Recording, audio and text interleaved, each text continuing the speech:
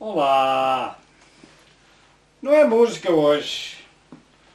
Aliás, eu nem sou músico. Eu toco umas músicas cá em casa para alegrar a malta, mas efetivamente não sou músico, sou apenas um mero amador. Nunca fiz da música a vida. Minha vida é esta, é dar formação às pessoas e sou chefe de cozinha. Hoje pensei em fazer o meu primeiro vídeo e quando eu disse a algumas pessoas que ia fazer um primeiro vídeo, disseram: tudo bem, Zé, fazes bem, mas riram-se quando eu disse que o tema iria ser a singela bolota. Aquilo que eu tenho nas minhas mãos são bolotas. Alguns de vocês, se calhar, já estão a rir e dizer assim: vem para aqui um chefe de cozinha falar de bolotas. Bolotas é para os porcos. É verdade. Em Portugal é um recurso muito pouco aproveitado e, na sua grande maioria, efetivamente, é utilizado unicamente na alimentação animal. Se bem que já começam a existir pequenas bolsas de pessoas inovadoras em Portugal que veem mais à frente e olham para este produto como um futuro produto que é nobre. E é muito nobre. E passo depois a explicar porquê. Há um outro produto, também em Portugal, que aí há 4, 5 anos, não mais, ninguém lhe passaria grande importância, ele ficava nas árvores, era dado para os animais, ninguém o queria.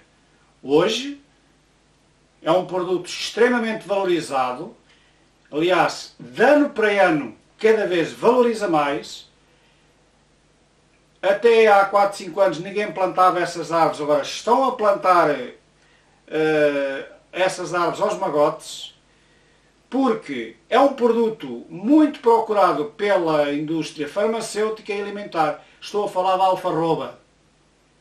A alfarroba no Algarve, qualquer pessoa que me esteja a ver, sabe que isto é verdade. As alfarrobas ninguém passava interesse e hoje é um produto nobre, extremamente caro. Por que não fazer o mesmo à bolota? A bolota foi a base da alimentação dos produtos das pessoas ibéricas durante séculos. Os nossos avós ou bisavós faziam pão de bolota. Os mais antigos certamente ainda se lembraram disso. Hoje ninguém liga. Os tempos são outros. Apareceram cereais mais nobres como o milho, o centeio e o trigo, e a bolota foi posta assim um bocadinho de parte. Como disse, apenas pequenas bolsas de pessoas imaginativas que já fazem alguns produtos da bolota, como a farinha, café, enchidos, hambúrgueres, almôndegas, bolos. Está aqui bolos feitos com 100% de farinha de bolota, sem qualquer adição de outro tipo de amido. Bolota, apenas. Ovos e os ingredientes normais, que depois farei uma receita para vocês verificarem a veracidade dos factos da farinha da bolota. A bolota tem propriedades muito interessantes. Em termos de lípidos, está muito próxima do azeite, anda à volta de 13 a 15%. São valores muito interessantes mesmo. Em termos proteicos, é de valor baixo, o que nos leva a um alto interesse sobre as pessoas que são alérgicas e os celíacos. Os diabéticos podem consumir esta farinha com total segurança para a sua saúde. É uma farinha que faz produtos que tem muitos antioxidantes que são benéficos no combate ao cancro, no combate às doenças de Alzheimer, Parkinson, excelente para o sistema cardiovascular e, acima de tudo, um produto barato, que ninguém liga, que está ao nosso dispor nas florestas, basta nós irmos apanhá-las e processá-las. Dá trabalho, leva algum tempo, leva no mínimo 8 dias, mas o produto final garanto-vos a todos que vale a pena. Então vou passar a sintetizar como é que se faz farinha de bolota, neste caso, este processo a frio, e o processo que serve para frio serve igualmente para quente. Qual é a diferença? A diferença do processo frio é que vocês ficam com uma farinha, um produto final, que vos permite fazer bolos e ou bolachas ou pães, em que a farinha permite que ela faça isto, fermente. O contrário, vocês conseguem o mesmo processo, dá-vos uma farinha cozida, mas que serve para depois adicionar a molhos ou a outras farinhas, na ordem da proporção de 50 por 50, enriquecendo um pão ou um bolo ou outro prato, mas com farinha já cozida. Neste caso, nós estamos a fazer uma preparação a frio, é farinha crua.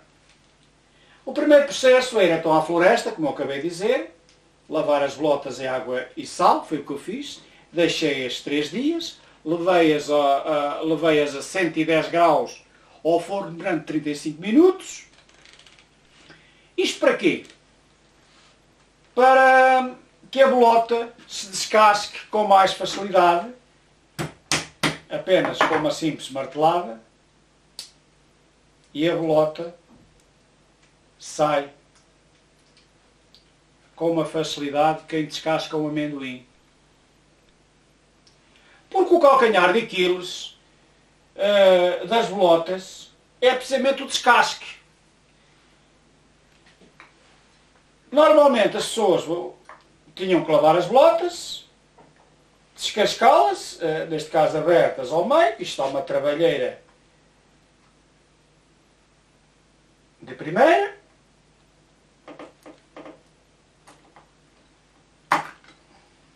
Depois descascar a bolota e ela normalmente fica com a casca preta agarrada, e é isso que nós queremos evitar, é que nós queremos evitar a casca castanha. Para já dá o dobro do trabalho, nós temos de estar aqui a fazer uma ginástica enorme para descascar a nossa bolota, e fica esta pele castanha, na grande maioria, nós temos que a retirar, porque aqui é que estão os taninos.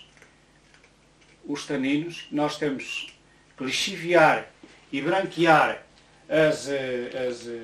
as nossas bolotas para retirar os taninos. Porquê? Porque os taninos da bolota, no intestino, juntam-se à proteína e formam o ácido gálico. E isso aloja-se nos rins. E isso dá falência renal. Portanto, nós temos de ter, para podermos tirar todo o proveito das nossas bolotas, temos que fazer o processo de lixiviação, ou o chamado branqueamento, como dizem nas cozinhas. Então a bolota, depois de descascada, neste caso, como eu acabei de dizer, este é um processo que eu tirei da minha cabeça, que funciona na perfeição. A bolota descasca-se como quem descasca amendoins, não fica a pele agarrada, e depois o que é que vocês vão fazer? Vão pôr novamente as bolotas descascadas, mais 4 dias no mínimo em água. Têm que mudar a água durante 4 dias. O que é que vai acontecer? No primeiro dia vocês têm esta água escura. No segundo dia, ela já está mais clara. No terceiro, ela vai clareando até terem uma água praticamente límpida. Ao terem esta água límpida, o que é que vocês vão fazer? Vão levar estas amêndoas a um processador. É como disse, aqui tenho que abreviar tudo, porque não tenho, é uma câmara caseira e não tenho editores de imagem. Ou passar as nossas bolotas fazem uma farinha grosseira, depois põem num tabuleiro para ir ao forno a secar a cerca de 75, 80 graus durante 1 hora, hora e meia, depende da quantidade da farinha que vocês colocarem no forno. Depois da farinha seca, ou seja, desidratada, como ela está aqui, nós vamos levá-la ao processador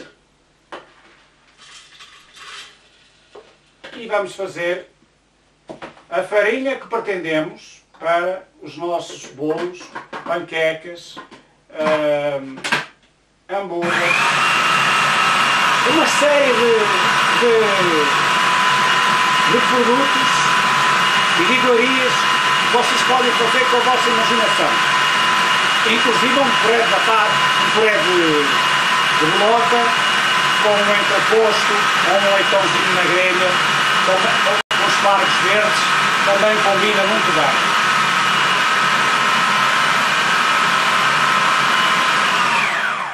Pronto, nós temos aqui a farinha. Obviamente que vocês podem-na fazer mais fina, se quiserem. Isto depende muito para o produto, para a finalidade que vocês a quiserem fazer. Por exemplo, esta farinha, da maneira que ela está semi-grossa, dá uns excelentes panados crocantes, ou dá para fazer uns pãezinhos em que se nota o crocante da bolota. E posso-vos dizer uma coisa, a bolota depois lixiviada é muito agradável. Se vocês comerem uma bolota crua, uma floresta, ela é amarga e arranha na garganta, né? Esta não, esta já é uma bolota comestível e doce. É claro que com isto vocês podem, para além da farinha, podem fazer outras coisas. Por exemplo, torrolas, conforme estão no forno, a seguir adicionarem especiarias ou só sal e pimenta, e faz um snack dos anjos. Muito bom. Isto é só meros exemplos. Eu fiz um outro processo. Vocês, se quiserem acelerar o lixiviamento das bolotas, passam-nas no processador, fazem esta farinha que está aqui, metem-nas nestes sacos. Estes sacos vocês compram facilmente em supermercados. E qual é a vantagem destes sacos? A vantagem destes sacos é que vocês, cada vez que mudam a água, não têm que estar ali com o passador a passar a abóbora. Não, isto tem a vantagem de vocês meterem o saco em água. Isto é só para exemplificar. Vocês levantam o saco, esta ainda está a ser branqueada, como veem, a água ainda está escura, e é só mudar a água, não precisam estar ali a preocupar-se em, cada vez que têm que ir fazer o branqueamento das bolotas, a terem que estar a preocupar, estar a passar, porque ainda lá ficou água residual. Não, esta aqui retira toda a água e é só pôr em água nova.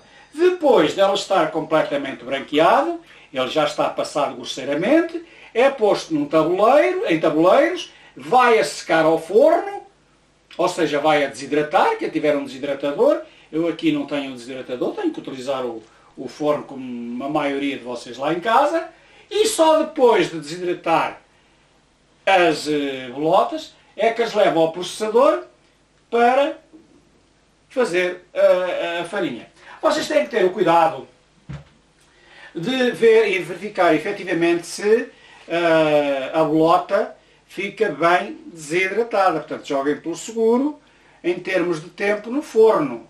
Se tiverem que aguentar mais meia hora ou uma hora, depende também da quantidade de bolotas que vocês põem ao forno, pois terão que o fazer. Porque se vocês vão passar a farinha com alguma umidade, correm o risco depois dela criar fungos e bolores, e toda uma semana que vocês tiveram de trabalho vai para o caixote do lixo. Cabe aos chefes de cozinha como eu, em Portugal e noutras partes do mundo que eventualmente nos vejam, difundir um produto que não tenha a menor dúvida de uma coisa: se irá tornar nobre, se irá tornar nobre com o passar dos anos. Porque se já se fala no aproveitamento em larga escala de insetos para a alimentação alemã, aliás, já existe nos supermercados alguns produtos na qual se foi adicionado insetos, mais depressa a bolota com certeza chegará à alimentação humana em quantidades industriais, porque nós temos toneladas de bolotas nas nossas florestas que todos os anos não são aproveitados ou são unicamente para a alimentação dos animais. Os espanhóis, nesse aspecto, tiveram alguma visão, e é engraçado que eles investem no nosso país, sobretudo na produção do porco preto,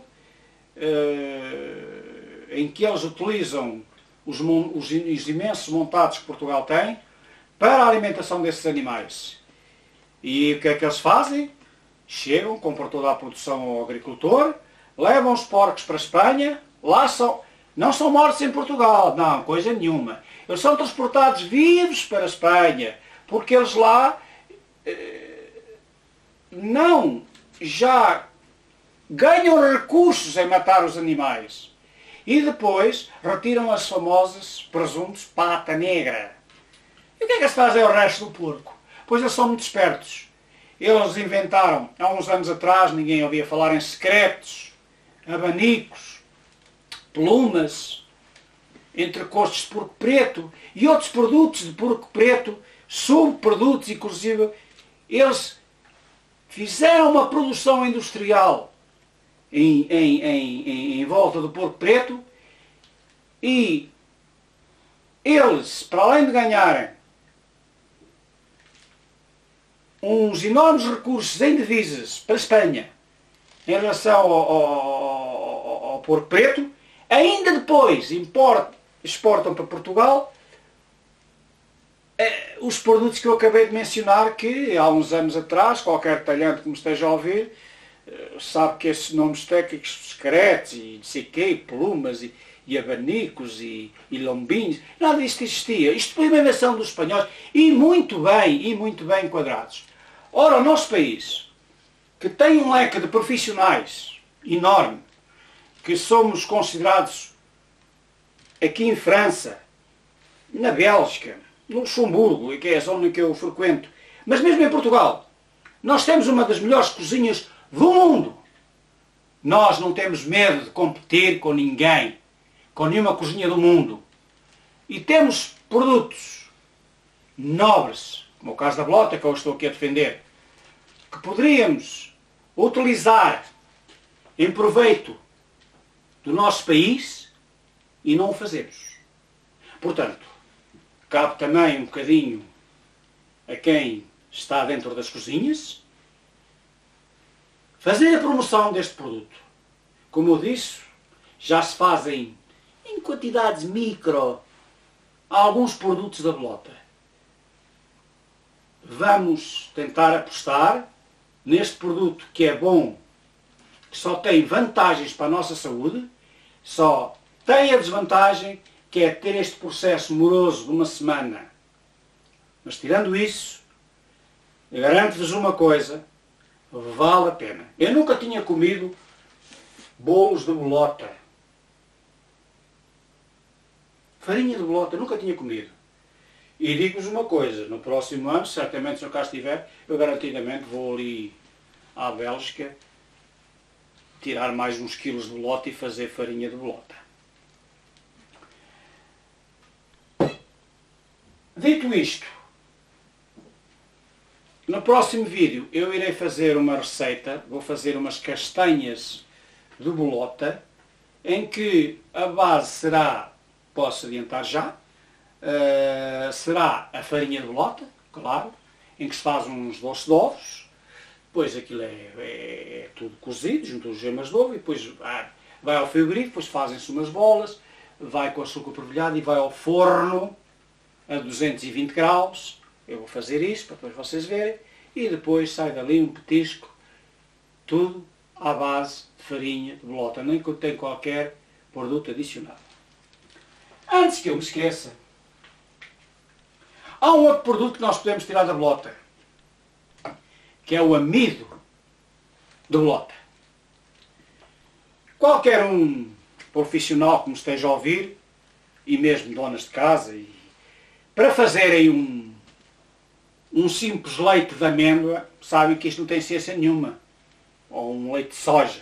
Basta pôr os feijões de soja ou as amêndoas de molho, no dia seguinte, 24 horas depois, põem-lhe água fresca, levam um liquidificador.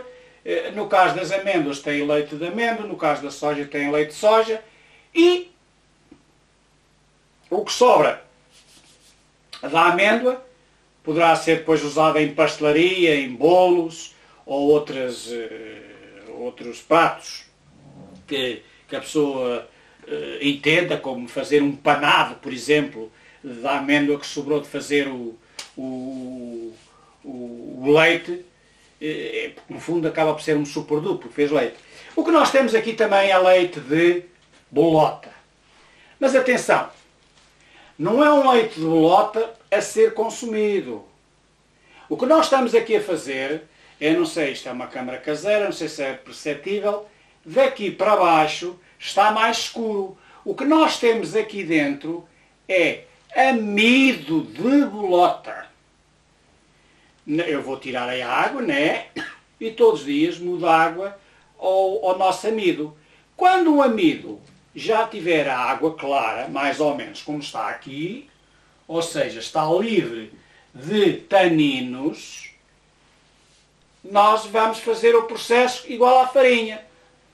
Pomos o amido ou num pano, ou no inamine, metemos ao forno e vai a secar, ou num desidratador, conforme, e vai a secar. E o amido da bolota é tratado da mesma forma que o amido de milho, ou vulgar maisena, como vocês têm em casa, é tratado da mesma forma. Ou seja, a vantagem de eu ter levado a bolota a 110 graus, 35 minutos ao forno, foi efetivamente o descasque fácil e o manter a casca prejudicial lá dentro, que é o que faz mal à saúde.